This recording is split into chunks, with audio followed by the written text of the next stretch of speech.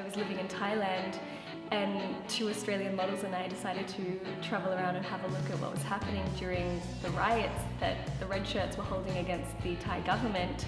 And it was during Songkran, which is a water festival, so you have to carry water pistols with you and people throw flour and water on you.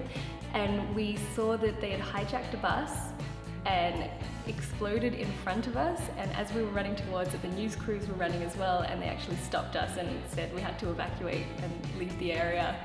So it was very exciting. My very first job was with a student photographer, and my agency just sent me in and said, do your best, take what you will from it, and it actually turned out okay. But now when I look back at the pictures, I do think that I had a lot of learning to do. With modelling, you get to experience more of the culture of a place when you're staying there for 2 or 3 months, rather than going to a place for a holiday for 1 or 2 weeks. You just scratch the surface.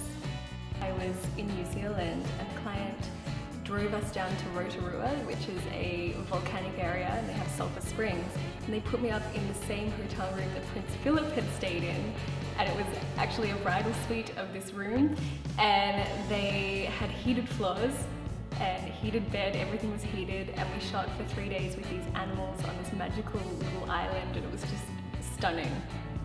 One of the most harrowing experiences I've had modelling, I was in Thailand, and the client booked 12 girls and had 1,200 outfits, and they locked us in the room and said we weren't allowed to leave, no breaks and no food until we'd finished shooting all of the outfits.